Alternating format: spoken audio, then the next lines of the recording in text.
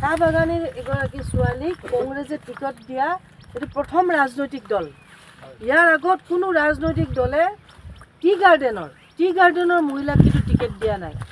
সেইকাৰণে আপোনালোকৰ ওচৰত মই বিনম্ৰ অনুৰোধ কৰিছোঁ যে আপোনালোকৰ মাজৰে এজন হৈছে ৰজদিনা তিৰ্কী। তেওঁক আপোনালোকে যোৱা যিটো 19 তাৰিখ নিৰ্বাচন আহি আছে, সেই নিৰ্বাচনত আপোনালোকে হাতৰ চকীত ভোট দি তেওঁক জয়যুক্ত কৰিব লাগে, এইটো আহ্বান জনাইছোঁ আৰু আপোনালোকক অনুৰোধ জনাইছোঁ। আৰু আমাৰ বাইলুং ডাঙৰীয়াই, দিগন্ত বাইলুং ডাঙৰীয়া আপোনালোকৰ নিজৰ হয়নে নহয়? নিজৰ নে একেবাৰে নিজৰ? মইতো বাৰু আলহী, তেওঁতো নিজৰ। তেওঁ কেইটামান ভাল ভাল কথা ক'লে যে আপোনালোকৰ এই বাগানত আমাৰ কংগ্ৰেছ পাৰ্টিৰ আগৰ যিজন MP আছিলে গৌৰৱ গগৈ, তেওঁ আকৌ এবাৰ ইলেকশ্যন খেলিছে। তেওঁ এবাৰ যোৰহাটৰ পৰা জিকিছে। তেওঁক যোৰহাটবাসী এইবাৰ জিকাবই। তেওঁ যেতিয়া সাংসদ হৈছিলে আপোনালোকৰ এম্বুলেঞ্চখন দিছিলে, দিছেনে? এম্বুলেঞ্চখন দিয়াৰ ফলত আপোনালোকৰ লাভ হৈছেনে নাই? লাভ হৈছেনে?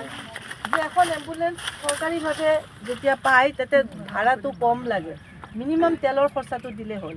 কিন্তু আজি প্ৰাইভেট যদি এম্বুলেঞ্চ এখন নিয়ে তেতিয়া হস্পিটেলত যাবলৈ হ'লে বহুত টকা ভৰিব লাগে, হয়নে নহয় কওক?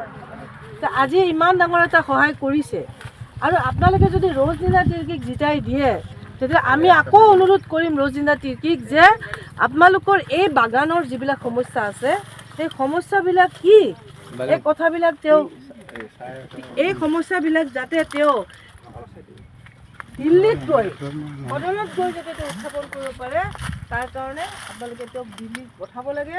আৰু আমিও ক'ম যে এই বাগানৰ মহিলাসকলে আপোনাক ভোট দিছে, এই বাগানী মহিলাসকলৰ যিবিলাক সমস্যা আছে এই সমস্যাবিলাক জানিব লাগিব আৰু ইয়াৰ সমাধান কৰিব লাগিব।